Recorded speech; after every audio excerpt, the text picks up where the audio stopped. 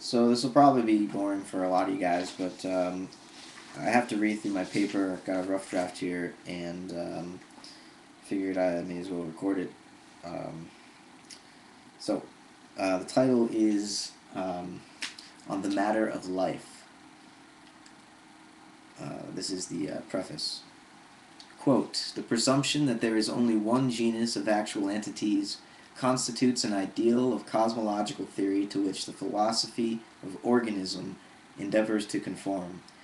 The description of the generic character of an actual entity should include God, as well as the lowliest actual occasion, though there is a specific difference between the nature of God and that of any occasion." End quote. Alfred North Whitehead, Process and Reality.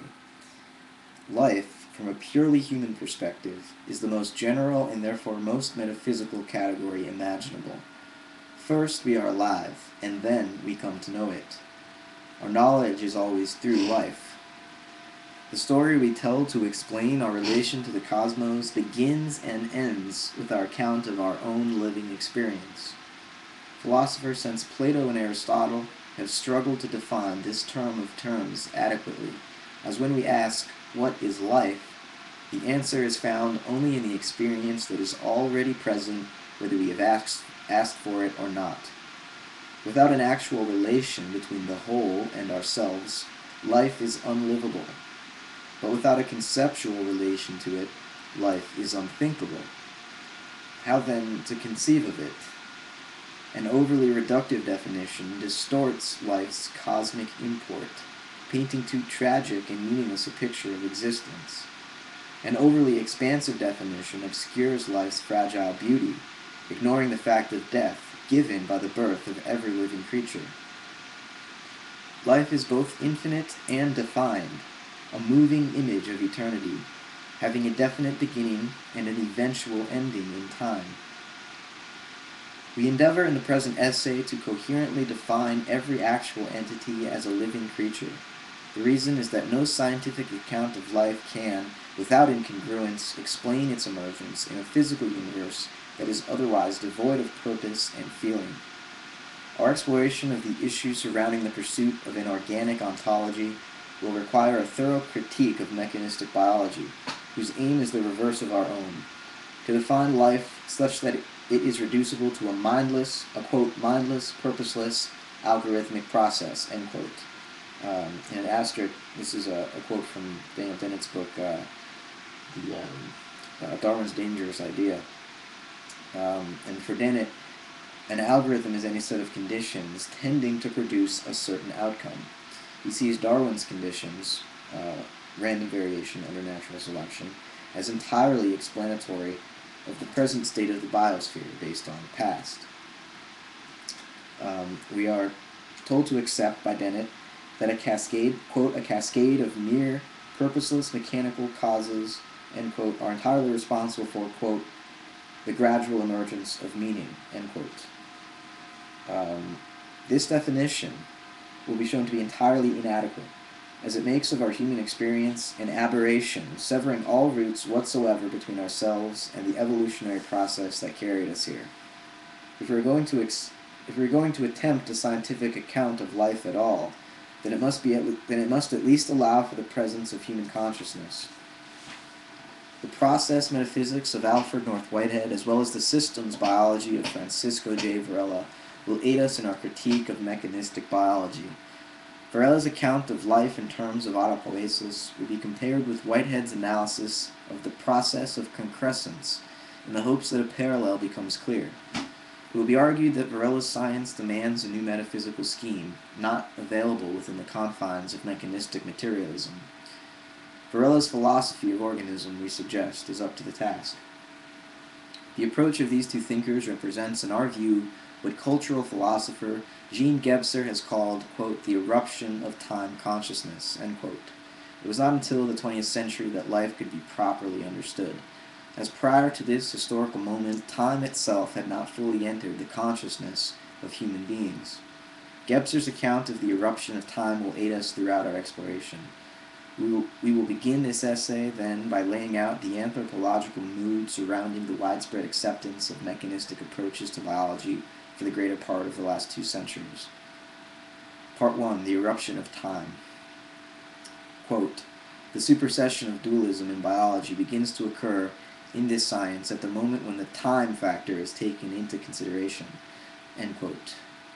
Jean Gebser, from The Ever-Present Origin. In his epical book, The Ever-Present Origin, Gebser describes the emergence of a new structure of human consciousness, the integral, and distinguishes it through comparison to the preceding structures uncovered in his phenomenological study of human origins. The structures he discovered include the archaic, magic, mythic, and mental, each with its own dimensionality and sensory emphasis. A detailed examination of these structures is beyond the scope of the current study. What is important for our task, that of envisioning a living cosmology, is the nature of the ongoing mutation from the mental to the integral structure, with special attention paid to the transformed awareness of time that results. The mental structure of consciousness is described by Gebser as having been, quote, already shaped in the Mediterranean world of late antiquity, end quote, by such figures as Parmenides, Plato, and especially Aristotle. The full mutation from psyche to mind, there's a footnote, that Gebser characterizes the mythic structure as predominantly psychic and spaceless, as the intimate bond between soul and nature had not yet been severed. As a result, man's lack of spatial awareness is attended by a lack of ego consciousness, since in order to objectify and qualify space, a self-conscious I is required that is able to stand opposite or confront space, as well as to depict or represent it by projecting it out of his soul or psyche. So back to the text. The full mutation from psyche to mind, however, did not take place until 13th century Europe, revealed in the intensely personal poems of the troubadours and the revival of Aristotle in the work of Thomas Aquinas. Gebser describes the mental structure as having brought forth, quote, the visualization of and openness to time with a quantifiable spatial character, end quote, and offers as an example of this new attitude toward time the erection of the first public clock in the year 1283 in the courtyard of Westminster Palace. And there's a footnote. The mechanical clock would become, by the 17th century, the dominant metaphor used by science to understand the nature of the physical as well as the biological world. Back to the text. Gebser is clear that this rising of time into consciousness is both a gain and a loss. A gain because it allowed humanity to think, to understand, to reflect, to calculate, in short, to recognize its capacity for rationality. A loss because, with the invention of clocks, time became falsely spatialized, thereby occluding the transparency of the whole for the sake of rampant quantification of the parts. As Gebser puts it, our fathers, dominated by the mental structure, had no sensorium for the phenomenon of time. Living in a spatially frozen world, they considered the temporal world to be a disturbing factor which was repressed, either by being ignored or by being falsified by measurement into a spatial component, end quote. The implications of the obsession with measurement in a world experienced as, quote, spatially frozen will be explored in depth below, but it suffices to say for now that such factors played a central role in the formulation and widespread acceptance, whether explicit or not, of the substance dualism that continues to plague much of modern mechanistic biology. Only once the mutation into integral consciousness began did humanity come to appreciate time, not as a quantity or magnitude, but as a qualitative intensity. Before exploring the crucial significance of time in an integral biology, we must first examine the beginnings of biology itself during the birth and development of the mental structure. Part 2. History of Biology. Section A. The Ancients. Quote, biologists cannot study their subject in abstraction from matter, since nature always acts for the sake of an end, which involves studying the relation of what is potentially something to its full realization. Aristotle, from The Parts of Animals. Part 2 coming up.